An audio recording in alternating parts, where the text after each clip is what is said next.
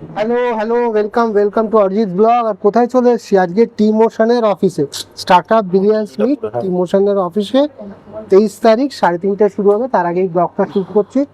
টি motion 2026-এর startup billions award পেয়েছে। বাদ বাকিটা এবার ওদের মুখ থেকেই শুনবো। আসুন। রেডি? চলে এসেছি। এই যে টি মোশনের দুজনের কর্ণধারকে পেয়ে গেছি। নমস্কার। নমস্কার। আর আজকে ওদের এলাকায় ঢুকে পড়েছি। সবার এলাকায় যাই, তো ওদের এলাকাটা বাকি ছিল, ঢুকে পড়েছি। এবার একটু আড্ডা মারবো। ওরা অলরেডি টি চলছিল না, হয়ে গেছে খাবার? এই চলছে। মানে টি মোশনে টি অলওয়েজ চলে। তো আজকে আমরা স্টার্টআপ বিলিয়ন্স মিটে এসেছি। মানে টি মোশনের সাথে আমার আলাপ 2026-এর স্টার্টআপ বিলিয়ন্স অ্যাওয়ার্ডের। এবং আলাপটা খুব একটু গরম, মানে একটু গরম থেকে হয়েছিল, কিন্তু পরবর্তীকালে আমরা খুব ঠান্ডা হয়ে মিশে গেছি। তো গরমটা কিছু না, আমি আবার পাঞ্চুয়াল, সেদিনকে টাইমে আসতে পারিনি, একটু মন কষাকষি হয়েছিল, কিন্তু একে অপরকে আন্ডারস্ট্যান্ডিংটা বোধহয় আমাদের মধ্যেই ট্রাভেল করতে করতে।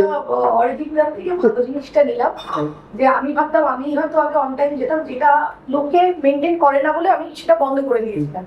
তো অরিজিৎদার থেকে আমারও ওটা শুরু হলো যে অন টাইম যাওয়া, যে না কোনো মানুষ আছে যারা এখনো এই বিফোরটা অন টাইম ছাড়ুন, বিফোর টাইম। আজকেও আমি প্রয়াস নিয়েছিলাম আমরা যে অরিজিৎদার আগে ঢুকবো না, আমি 1:55-তে ঢুকেছি, অরিজিৎদার তারও আগে থেকে দেখো, যার কিছু হারাবার নেই তার কাছে সময়টা ইজ ভেরি ইম্পর্টেন্ট। এক্স্যাক্টলি। টাইমটাকে ধরে রাখতে হবে, কারণ টাইম কিন্তু আমার জন্য থেমে থাকবে না, সে তার মতন বয়ে চলে যাবে। তো এই মানে ধরো প্রায় অনেকগুলো মাস কেটে গেল স্টার্টআপ বিলিয়ন্স অ্যাওয়ার্ড পাওয়ার পর থেকে। অনেকগুলো মিটে তোমরা নিজেরাও গেছো। কিরম লাগছে এই রিলেশনশিপ, এই জার্নিটা কিরম লাগছে? দুজনেই যদি একটু আলাদা আলাদা বলো। জার্নিটার সাথে যুক্ত আছি বলেই তো আজকে এখানে বসে আছি, 1 নম্বর। আর 2 নম্বর হলো যে যারা ব্যবসা, মানে আমি জানি না, অনেক মিট আপ আছে, অনেক বড়, এটা একটা জগৎ। বাট এই জগতের মধ্যে আমাদের এইটাই বলবো যে সৌভাগ্য যে আমরা প্রথমেই একটা নক্ষত্র পেয়ে গেছি, মানে তার নাম হচ্ছে অরিজিৎ অফিসিয়ালস। এটা একটা লং লাস্টেড সম্পর্কের জার্নি, এটা একদিনের নয়। তোমার কোনো গিভ অ্যান্ড টেক না, এটা দেখো, আমিও গ্রো করছি, তোমরাও গ্রো করছো। একে অপরের সাথে আমরা যদি একত্রভাবে লড়াইটা লড়ি, তো আমরা সবাই গ্রো করবো। তোমার কিরম লেগেছে এই ট্রাভেলিংটা? মানে আমার না অরিজিৎদার সাথে কথা বললে প্রত্যেকদিন একটা নতুন কিছু শেখার ইচ্ছা, স্পৃহা জাগে, এবং সেটা শিখেও যায় যাওয়ার সময়। এই যে আজকেও যেমন, মানে ওনাকে আমি বিট করতে পারবো না সেটা আজকে বুঝে গেলাম যে উনি অত দূর থেকে এসে এই যে চ্যালেঞ্জটা নিয়ে নিয়েছে, ও কিন্তু আগামী দিনে বিট করে দেবে আবার। মানে আমার টাইমটাকেও ক্যালকুলেশন করবে। 8 ঘন্টা আগে এসেছিল, তার মানে আমাকে আরো তো 8 ঘন্টা। আগে। আচ্ছা, মানে আমি তোমাকে দিয়ে শুরু করছি যে এই যে ধরো টি মোশন, এটা তো একটা ইমোশন আছে সবকিছুর মধ্যে, একটা ভালোবাসা, সংসার, বাচ্চা, এত কিছু সামনে কি করে ম্যানেজ হয়? ব্যাপারটা কি জানো তো দাদা, আমরা যদি চাই যে করতে, তাহলে মানে we can do anything and everything if we want. তো এই চাইটা কতটা মন থেকে হচ্ছে, কতটা হৃদয় থেকে হচ্ছে, সেটা ডিপেন্ড করে। আমি মানে এরকম আমি অনেক মানুষকে দেখেছি যে সকালবেলা ঘরের কাজবাজ করে তারা সকাল 7টা-8টার সময় ট্রেন ধরে কত দূরে যায়। সেখান থেকে তারা ব্লেসড যে আমার নিজের ব্যবসা আছে, আমার কাছে সেই উইন্ডোটা আছে যে আমি যখন খুশি যেতে পারি। যদিও বা সেটার অ্যাডভান্টেজ আমাকে নিতে দেয় না আমার হাজবেন্ড কাম পার্টনার আর কি। তার ঘুম থেকে উঠলেই অফিস চলে শুরু হয়ে যায়। তো সেখানে গিয়ে আজকে দাঁড়িয়ে বিশ্বাস করো, ঘরেতে কোনো হাউস হোল্ড হেল্প নেই আমার, মানে হেল্প করার কেউ নেই।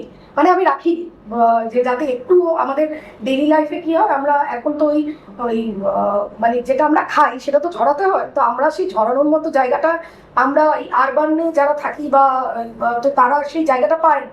তাহলে জিমে যেতে হয়। তো জিমে গিয়ে ঝরানোর পক্ষপাতিত্ব আমি খুব একটা নই। তো যার জন্য ঘরে হাউস হোল্ড কাজ করে যতটা অ্যাক্টিভ রাখা যায় নিজেকে, তাই জন্য আমার রাখা নেই। এবং বিশ্বাস করো, তারপরে ঘরের কাজবাজ সামনে এবং সকাল থেকে অফিসের কাজও চলে। মানে স্টাফের এই প্রবলেম, ও আসবে না তো সে আসবে না, ওইগুলো সব ম্যানেজ করা। তারপরে ধরো আরো এদিক ওদিকের ব্যাপার থাকে, ঘরে রোজ মাথা দিতে হয় রাত্রেবেলা কি খাবার হবে, দুপুরবেলা কি খাবার, মানে এটা একটা বড় দায়িত্ব। তুমি জানো, তোমারও বাড়িতে বাইরে থাকবে, তিনিও হয়তো জানেন ওটা কি হবে, ওটা ম্যানেজ করে, ওটা করে রাত্রে রান্না করে দুপুরেরটা করে প্যাক করে অফিসে চলে এলাম। মানে এরপরে এই জার্নি চলবে তোমার 12টা অবধি, রাত্রি 12টা অবধি সমান তালে, মানে আমি এবং সে দুজনে মিলে সমান তালে করে আবার বাড়িতে ঢুকি আমরা 9:30 থেকে 1টা, গিয়ে আবার খাওয়া দাওয়া। এই যে সে বললে, সে ঘুম থেকে উঠলে অফিস চলো, অফিস চলে, তো তুমি খুব লাকি। অনেকের মানে হাজবেন্ডরা চায় না বউরা তাদের সাথে ঘুরুক, না এটা তো সে না থাকলে তো আজকে আমি তার মানে এটা বোঝা গেল যে ও কতটা ডিপেন্ডেন্ট ওর জবের ক্ষেত্রে। তোমার কি মানে ব্যাখ্যা? এখানে অন্য ব্যাখ্যা আমার। এই যে তোমার আমার ব্যাখ্যা, হচ্ছে যে ওই বউ পাশে থাকলে, বউ বা পার্টনার যদি পাশে না থাকে, রিসেন্ট আমি কিছু জায়গায় গেছিলাম, আমি নাম বলছি না, একা গেছিলাম, বোর ফিল হচ্ছিল, চলে এলাম। তো ওই বউয়ের সঙ্গটা যেন সেখানেও, মানে তোমার একটা গুড লাক ক্যারি করছে। গুড লাক তো বটেই, না হলে বলুন না, আমি একটা বাড়ি ছেড়ে এসেছি, কলকাতায় সব বাড়ি ঘর তো ছেড়ে দিয়ে এসেছি, এসে এক জায়গায় ভাড়া থাকতাম, সেখান থেকে আজকের ডেটে নিজের ফ্ল্যাট, গাড়ি, এগুলো কাউকে আবার শোনাচ্ছি না বা বড়াই করছি না, মানে বউকেও যেন না ভাবে যেটা অহংকার করছি, পরিশ্রম করে করেছি, সেটা তো তার লাকেই হয়েছে, না হলে কি করে সম্ভব? এটা তোমাদের যৌথ একে অপর, মানে মানে না উপরওয়ালা ঈশ্বর। যৌথর থেকেও বেশি আমার মনে হয় একটা লেডি লাক ফ্যাক্টর, মানে বলে না, মানে ওপরের আমরা যদি বলি ঈশ্বর ভগবান যাই বলি না কেন, তা না ওরা ম্যাচমেট করে রেখে দেয় যে হ্যাঁ ডেফিনেটলি, এটা একটা ডেফিনেটলি। দেখুন আজকে 18টা লোকের সংসার চালাচ্ছে, 18x4। এখন তোমাদের টিমোশনের কটা আউটলেট? এখন টিমোশনের বর্তমানে আমি যেটা অরিজিৎ অফিসিয়ালে আসার পর যেটা হয়েছে সেটা একটু বলা দরকার সবাই। আমার কাছে লাকি ফ্যাক্টর সেটা হচ্ছে যে লাক ফ্যাক্টর তো বটেই একটা, দ্বিতীয়ত হচ্ছে অরিজিৎ দার থেকে একটা জিনিস শিখেছি, ডেডিকেশন লেভেলটা কিভাবে বাড়াতে হয়। আমি ডেফিনেটলি অরিজিৎ অফিসিয়ালের আগে যে ডেডিকেশন লেভেলটা ছিল, জয়েন করার পর অনেকটা বাড়িয়েছি, বাড়ানোর পরে এই কালকে 9 নম্বর আউটলেট ফাইনাল করে এলাম। তো 4টে থেকে 9টা within a space of 3 month, আমার মনে হয় একটা অ্যাচিভমেন্ট। তোমার নেক্সট আউটলেট যেটা ওপেন হবে বলছিলে সেটা 1 তারিখে গড়পাড়া, হ্যাঁ, যেটা আমি অরিজিৎ দাকে এই শো এর মাধ্যমেই আমন্ত্রণ জানালাম যে আমি চাই পার্সোনালি, ব্যক্তিগতভাবে আমি জানি না অরিজিৎ দা আবার এগুলো পছন্দ করে না, তবু বলছে আমি চাই ফিতেটা অরিজিৎ দা কাটুক। ফিতে আমার থেকেও অনেক ভালো লোক পেয়ে যাবে কাটা। আমি বলছি আমি চাই, এটা আমার একটা আবদার, দাদার ভাইয়ের কাছে একটা আবদার, যে একটা ফিতে অরিজিৎ দাকে আমি কেটে দেখতে চাই। এটা আমি আর একটা ওকে ধন্যবাদ জানাবো, ও এই আউটলেটটা যে করেছে নতুন, যেটা গল্পে ওপেনিং হবে, সেটা কিন্তু এই one of the startup billions award উইনারই একজন, মানে আমার পেয়েছিল MNM ইন্টেরিয়ার বিজিৎ, তাকে দিয়ে করিয়েছে। কেন মনে হলো? মানে ডেফিনেটলি মনে হলো এই কারণে, ডেডিকেশন লেভেল, বাচ্চা ছেলে, নতুন ইন্ডাস্ট্রিতে, কাজের সেন্স খুব ভালো। আমরা দুজনে না একটা জিনিস মেনটেন করি, যে আমাদেরও তো কেউ কোনোদিন সাজিয়ে প্লেট দেয়নি, তো আমরা আমাদের স্ট্রাগল করে তারপরে নিজের কাজটা নিজে প্রচন্ড মারাত্মক দাদা, মানে মারাত্মক খাটনি, সেটা কল্পনা করতে পারবেন মানে না। আপনি বললে বিশ্বাস করবেন না, আপনার এই মানে কমিউনিটিটাকে আমি কিভাবে ইউটিলাইজ করি বলছি। বিজিৎ ইন্টেরিয়ারে কাজ করছে, আচ্ছা সুজালা আমার ওয়ান অফ দ্য ভেন্ডার, আচ্ছা সাকেতকে আমি ফোন করেছিলাম ব্যাচের জন্য, ও আমাকে হেল্প আউট করেছে, আমি ব্যাচ পেয়েছি, রেফারেন্স।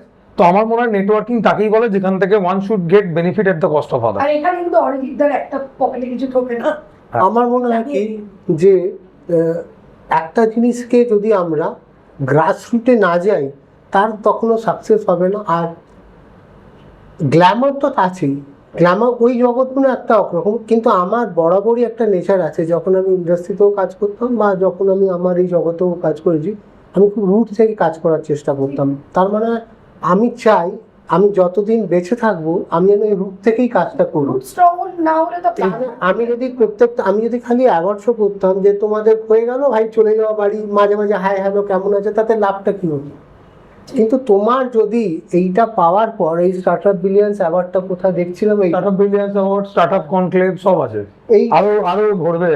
তো এইগুলো যদি তোমাদের কোনো উপকারে না আসতে পারে, তাহলে কাজটা করে লাভটা কি? দেখুন ফার্স্ট অফ অল আমি একটা কথা বলি, এই যে এখন বর্তমানে মার্কেটিং এর জগৎ, যেখানে অ্যাওয়ার্ড শো বিক্রি হয়, বলে দিই আমার দিদি নাম্বার ওয়ান সাইডে আছে, উনি কিন্তু মধ্যে ওইটাও মধ্যিখানে কিন্তু।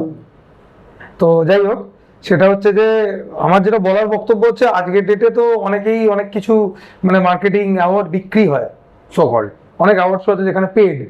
আমাকে রিসেন্ট একটা বড় সংস্থা ফোন করেছিল, বললো 4 লাখ টাকা দাও অ্যাওয়ার্ড দেবো। ওই জন্য আমার লড়াইটা আরো টাফ। হ্যাঁ কেন বলো তো? ডেফিনেটলি এটা ফিনান্স তো একটা বড় ফ্যাক্টর।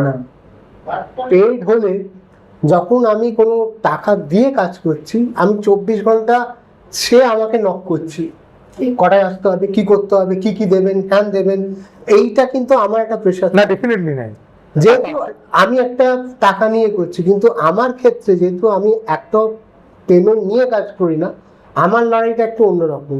আমাকে পেছনে ছুটতে হয়। ডেফিনেটলি সেই ক্ষেত্রে আমি বলবো অরিজিৎ অফিসিয়াল একটা বড় মানে আই ক্যাচার, মানে আই ক্যাচার বলবো, মানে মানুষের যেন মাইন্ডটা ডাইভার্ট হয়ে অরিজিৎ অফিসিয়ালের দিকে আজকে এই কারণে যাচ্ছে যে এখান থেকে সত্যি আমি অরিজিৎ দাকে একটা ইনফ্যাক্ট প্রশ্ন করব, যেটা আমার মনে হয় দর্শকদেরও জানা যায়, আপনি কি দেখে চুজ করেন?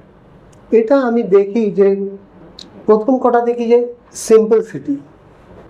আমার কাছে মানে কোনো ব্র্যান্ড খুব বড় স্টার হতে হবে, খুব গ্ল্যামারাস হতে হবে, একটা ইউনিক্স নেই। মানে তোমাদেরকে যেখানে দেখেছিলাম সেটা একটা ফেসবুকে একটা ভিডিও থেকে, একটা ভিডিও খুব ক্যাজুয়ালি এর থেকে বেরিয়েছিল। তারপরে আমি দেখলাম যে এর কনসেপ্টটা কি করার চেষ্টা করছে, এবং দেখলাম যে কোথাও গিয়ে একটা চেষ্টা আছে, কিছু করার ভালোবাসার প্যাশনটা আছে। আমার ওটাই দরকার, আর কিচ্ছু দরকার নেই। তারপর তো সে যদি খাটে, আমিও যদি খাটি, সে গ্রো করবে।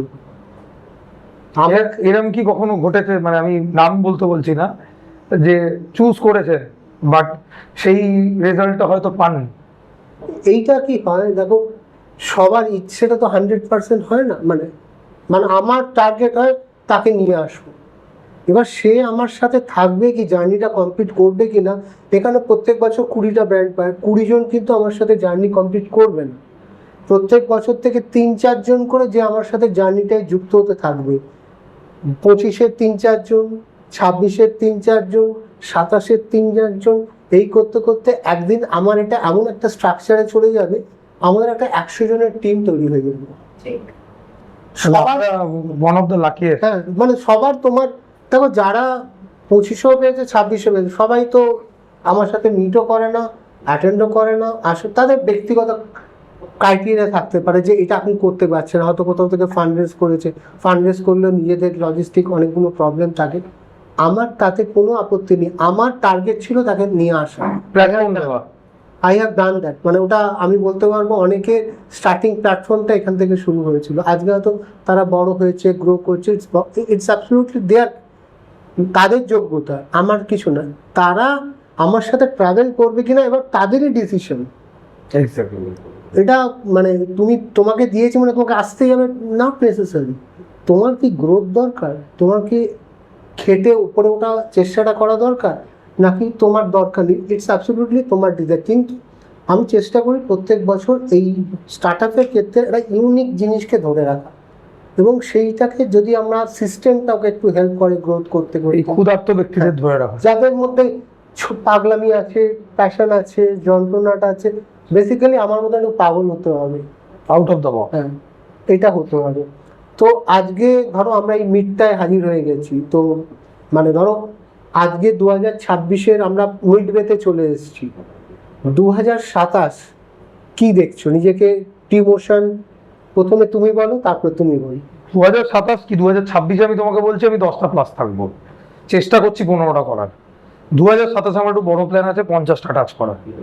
আর আমি করব, কারণ আমি আমাদের যা এই মানে ইনফ্রাস্ট্রাকচার আছে সেটা আমরা এই বছর থেকেই কাজ করা চালু করছি, অনেকটা বড় হচ্ছে। অলরেডি ম্যান পাওয়ার প্রচুর, মানে টপ ম্যানেজমেন্ট লেভেলে আমরা নিয়েছি, যাতে আমরা সেই এক্সপ্যানশনটাকে প্রপারলি এক্সিকিউট করতে পারি। এক্সিকিউশন ইজ ভেরি ডিফিকাল্ট, তো সেইটা যাতে প্রপারলি এক্সিকিউট হয় সেটা। আর 2 নম্বর হচ্ছে আমার এক্সটেন্ডেড ফ্যামিলি, আমার এখন ফ্র্যাঞ্চাইজি দেওয়া চালু হচ্ছে। আমি যেটা বলতে চাই সবাইকে, যে আমার যারা ফ্র্যাঞ্চাইজি মেম্বার তারা আমি এক্সটেন্ডেড ফ্যামিলি বলি। চেষ্টা করবো এই ফ্যামিলিটাকে বড় করার, ফ্যামিলিটার সাথে চলার, আর ফ্যামিলিটাকে প্রপার ডেলিভারেবলস দেওয়ার, যাতে তার এইটা না ফিল হয় কোনোদিনও যেটা অন্য কারোর ব্র্যান্ড, এটা আমাদের ব্র্যান্ড আর আমরা মিলিতভাবে চালাবো। সেই প্ল্যানিংয়ে আমি খুব জোর দিচ্ছি, কারণ এখনকার ডেটে অনেকে ফ্র্যাঞ্চাইজি দেয়, টাকা নেয়, নিয়ে ভুলে যায়। বা টি মোশনের ক্ষেত্রে যদি কখনো এটা কোনো কারণে কখনো দেখা যায়, প্লিজ আমাদের জানাবেন যে আমাদের এই ভুলটা হয়েছে। আশা করি আপনাকে এখানে বসে কথা দিতে পারি যে ফ্র্যাঞ্চাইজি যদি নিই, আমরা কিন্তু ফ্র্যাঞ্চাইজিকে ফ্র্যাঞ্চাইজি হিসেবে ট্রিট করবো না, আমরা ফ্যামিলি মেম্বার হিসেবে ট্রিট করবো। আর আমার বিজনেস মডেলটাকে গ্রো করানোর খুব ইচ্ছা আছে ওই মডেলে, তাই আমি ডে 1 থেকে যতদিন তারা আমাদের সাথে অ্যাসোসিয়েটেড থাকবেন সেই লেভেলেই সাপোর্টটা দেবো। আর এখন অবধি তোমার টিমে কতজন নেই? এখন যদি শুধু ফ্র্যাঞ্চাইজি ছেড়ে দিই, আমাদের হচ্ছে 18 জন মেম্বার। 18 বলবো না, 18 ইন্টু অ্যাভারেজে 3 জন ধরো, মানে মোটামুটি হিসেব করতেই পারছো 54 জন মতো। তার মানে অনেকগুলো ফ্যামিলি, শুধু মানে এটা একটা বিজনেস না, এটা একটা ইমোশন বা মোশন বা, আলটিমেটলি কোনো বিজনেসই শুধু মানে তার ছাড়া তো হয় না। এবং এটা একটা টিম ওয়ার্ক যেটাকে তোমরা তো বুঝতেই পারলেন টি মোশনের গল্পটা ছোট করেও শেয়ার করলাম, আরও জানবো, আরও অনেক কিছু আসবে আগামী দিনে স্টেপ বাই স্টেপ। তো আমি শেষ করবো এই ব্লগটা, কেন এই এখন প্রায় 3টে বাজে, 3:30 আজকে আমার মিট শুরু হবে। তো যারা আজকে আসতে চায় তারা আসবে। তো শেষ করব তোমাকে দিয়ে, যারা এই ব্লগটা দেখছে বা কোথাও আমরা যখন এই ব্লগটা শ্যুট করছি কোনো একটা চায়ের থেকে কোনো একটা রকে কোনো না কেউ বসে বসে একটা স্টার্ট আপ প্ল্যান করছে, তাদের উদ্দেশ্যে কী বলবে? এবং মহিলা স্টার্ট আপ যারা ফিমেল প্ল্যান তারা অনেক লড়াই করছে, সেই জায়গা থেকে সেই একটা স্টার্ট আপকে নিয়ে আসার প্ল্যান করছে, কিছু করার চেষ্টা করছে, তুমি যতটা স্বাধীনভাবে আজকে করে গ্রো করছো, তাদের উদ্দেশ্যে তোমার কি মেসেজ থাকবে? প্রথম মেসেজ থাকবে যে যদি কিছু প্ল্যান করো, যে কোনো স্টার্ট আপ করতে পারে, সেটা মানে সেটা এমন নয় যে রিলেটেড টু ফুড হতে হবে, সেইটা যেন সেই ব্যাপারে নলেজটা থেকে তারপরে করে। মানে উইদাউট নলেজ, মানে ধরুন আমি আজকে চা খেতে গেলাম, আমার দেখে মনে হলো বাপরে বাপ কত সেল করছে, কত ভিড়, চল এবার আমাদেরও একটু টাকা আছে, চল আমরা ওইটা করে দিই, এটা করো না। যেই ব্যাপারে যার নলেজ আছে সেই ব্যাপারেই তুমি দাও। মানে যেমন যে জুতো সেলাই করতে পারে তার জুতোটা সেলাই করাই উচিত, আমি আর আপনি তো জুতো সেলাই করতে পারবো না। তাই জন্য আমি বলি সব থেকে বড় মুচি হচ্ছে বাটা কোম্পানি, সে সব থেকে ভালো জুতো সেলাই করতে পারে, ওটা আবার আমার আর আপনার কাছে খুব কঠিন হয়ে দাঁড়াবে। তো এরকম করো না, যেটা নলেজ আছে সেটাই করো। আর অত ভাবনা চিন্তা, বাঙালি তো মানে বেশিরভাগ সময় ভেবেই কাটে, কি হবে কি করবো, কি হবে কি করবো না ভেবে একটু এই সাহসী মনোভাবটা নিয়ে এগিয়ে যেতে হবে। এবং হাল ছাড়লে হবে না, বলে না কণ্ঠস্বর, মানে একটা নিজস্ব স্বচ্ছতা থাকতে মানে হবে, যতদিন যেটা আমি থাকবো ততদিন যেন ওই স্পিরিটটা থাকে। মানে ওই দুদিন করলাম আর ভালো লাগছে না, হাল ছাড়লে চলবে না। মানে ব্যবসা এমন একটা জিনিস, প্রত্যেকদিন ঘুম থেকে উঠে মনে হবে আজকে আমার প্রথম দিন, আজকে আমার শেষ দিন, তো I have to give my 100%। আর এই মিটগুলো যে করছি আমরা, সেটা কি উপকারে আসছে? ডেফিনেটলি পজিটিভিটি তো একটা মেজর জিনিস। 5জনকে চেনা, 5জনকে জানা, আমি আগেও বলেছি এখনো বলছি যে অনেকগুলো ব্রেন যখন একত্র হয় এক একটা ভাবনা বেরিয়ে আসে, এক একটা ভাবনা থেকে একটা আইডিয়া হয়। আজকে আইডিয়াই কিন্তু স্টার্ট আপের মেন কারণ। স্টার্ট আপ যত তৈরি হচ্ছে আইডিয়া দিয়েই তো হচ্ছে। তবে একটা জিনিস যেটা খুব ডিফিকাল্ট, যেটা স্টার্ট আপদের ক্ষেত্রে আমি এখন মানে বলবো, আমরাও ফেস করেছি, সবাইকে ফেস করতে হবে। Journey is not easy for any business, কিন্তু ওটাকে ধরে রাখা, মেনটেন করা ইজ টাফ থিং। মেনটেন করে সেটাকে গ্রো করানো, এই জায়গাটায় মানুষ যদি নিজের দৃঢ়তাটাকে মেনটেন রাখে, ধৈর্যটাকে ধরে রাখে, তাহলে ডেফিনেটলি যে কোনো স্টার্ট আপ, আমি তো তোমার থেকে একটা জিনিস তো শিখেইছি, সেটা হচ্ছে যে ধৈর্য। ধৈর্য যদি ধরে রাখো, তুমি আজ প্রতিটা দরজায় নক করেছিলে একটা টাইমে, তখন তো সেই রেসপন্স আসেনি, এখন তো সবাই আসছে তোমার কাছে। তো আমি বলবো প্রতিটা মানুষের থেকে আমি সব থেকে যেটা বলবো সবাইকে, একটু গ্রাউন্ডেড আর একটু রুটেড। গ্রাউন্ডেড এই কারণে যে আমি আজকে যদি ওর 7টা আছে, 10টা হবে, 20টা হবে, একদিন 27 গিয়ে 50টা হবে, ও যেন দুজনে যেমনি সিম্পল আছে ওই সিম্পলটাই থাকে। ওই সিম্পলসিটিটা হচ্ছে আসল একদম রেসিপি অফ দ্য গ্রোথ। একদম তোমার প্লাস পয়েন্ট বলে টি মোশনের সেদিনকেও আমার, কালকে রাত্রি ইনফ্যাক্ট আমি রাত্রিরে যখন বেরোচ্ছি, আমার কাস্টমার মানে দীর্ঘ 5 বছরের কাস্টমার, মানে এইটা টি মোশনের একটা প্লাস পয়েন্ট যে আমি আই এম ব্লেসড। 5 বছর ধরে একটা কাস্টমার ধরে গেছে। 1000টা চায়ের দোকান আছে, 1000টা ঠিক আছে, টি মোশনেই খাবে। বছরে আমাকে 365x7 যদি আমার খোলা থেকে আমাকে টাকা দিয়ে যাচ্ছে। তার বক্তব্য হচ্ছে যে তোমাদের ডে ওয়ানে গাঙ্গুলি বাগানে যা দেখলাম, আজকেরও গল্প না তাই দেখছি। এই জিনিসটাই হয়তো তোমাদেরকে মানে আমাদেরকে টি মোশনে আসতে এক্সট্রা করে এফোর্ট দেয়, যে আজকের ডেটেও দেখলে অমিত প্রিয়াঙ্কা কথা বলে, কেমন আছো জিজ্ঞেস করে, সেই অ্যাটেনশনটা দেয় এত বিজি শিডিউলের মধ্যেও। তা আমার মনে হয় যে এই গ্রাউন্ড লেভেলটা ধরে রাখাটা মানে এটা কোনো মানে বাহবা না, এটা আমার ন্যাচারাল জিনিস। আমার তো বাবা মা যদি আজকে আমি মানে কয়েকশো কোটি টাকার মালিক হয়ে যাই, বাবা মা যদি আসে তার সাথে তো আপনি নিশ্চয়ই অ্যাপয়েন্টমেন্ট দিয়ে মিট করবেন, তার সাথে তো নর্মালি বাবা মা ছেলের রিলেশনটাই থাকবে। তো এইরকম কাস্টমারের সাথেও সেই রিলেশনটাই, কাস্টমার গেস্ট, আমরা গেস্ট বলি, গেস্টের সাথেও সেই রিলেশনটাই রাখা উচিত। কারণ তাদের জন্য কিন্তু আজকে আমরা এখানে, তারা না আসলে আমাদের চালানোও আসতো না। এবং এই সম্পর্কটার জোরে কিন্তু আমারও সাকসেস বা যতটুকুনি এগোতে পেরেছি, আমি সবসময় হ্যান্ড হোল্ডিং করার চেষ্টা করি, রিলেশনগুলো ধরে রাখার চেষ্টা করি। তার জন্যেই স্টার্ট আপ বিলিয়ন্স অ্যাওয়ার্ডের পর এই স্টার্ট আপ বিলিয়ন্স মিট হচ্ছে একটা এক্সটেন্ডেড ভার্সন, আর কোনো গিমিক নেই। আর আমাকে সবাই রিকোয়েস্ট করেন এই মিটগুলো আসার জন্য, আমি কেন অ্যালাউ করতে পারি না, তার একটাই কারণ, এটা যারা পায় স্টার্ট আপ বিলিয়ন্স অ্যাওয়ার্ড তারাই শুধু অ্যাটেন্ড করে। তো আমাকে তো বুঝবেন না বা খারাপ বুঝবেন না, যেমন অরিজিৎ দাকে আমি একটা ভ্যালু এডিশন বলবো, যে পারলে করবে প্লিজ, এটা রিকোয়েস্ট করলাম। সেটা হচ্ছে যে যারা আসতে চায় আসতে দাও। না সেটা দিন, না তার কারণ হচ্ছে আমি তো সবার হ্যান্ড হোল্ডিং করতে পারবো না। না, যারা, আমি বলছি কাছ থেকে তারা দেখুক যেখানে হয়টা কি। না এইটা কি হবে, তারা আসছে একটা উদ্দেশ্য নিয়ে, মানুষ উদ্দেশ্য ছাড়া কোনো মুভমেন্ট করে না। তারাও চাইছে যে আমাকে অনেকবার আমাকে একটু মানে একটু বলুন আমি কি করে করব কি করে। তো আমি তো সবাইকে মানে সেম ওপরটা দিতে পারবো না। আমি যাদেরকে একটা রেসপন্সিবিলিটি নিয়েছি যে এই স্টার্ট আপরা পেয়েছে আবারটা, তাদের সাথে কতটা কাজ করা যায়। যে ছেলেটাকে আমি ডাকবো সে তো অনেস্টলি আমার সাথে ইনকর্পোরেট হতে চাইবে, কিন্তু আমি তো রুলসের মধ্যে দিয়ে যাচ্ছি। তার কারণ ধরো আজকে আরেকটা, ধরো আজকে এই ঘরে 100টা লোক ঢুকলো, তুমি তো বলার সুযোগ পাবে না।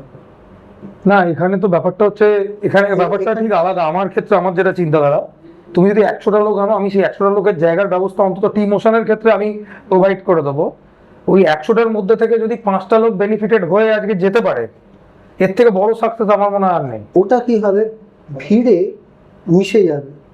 না, সেটা ডেফিনেটলি। এটা কি হয়, ধরো একটা ভিড়ে ধরো এক একজনের এক একটা জনা, আমি তো সব জনারে গিয়ে কাজটা করতে পারবো না। তো আমি তো ওদের হ্যান্ড হোল্ডিং করে ওরা কিছু পাবে না। যখন মানুষ সাকসেসটা পাবে না তখন ওদের ফালতু।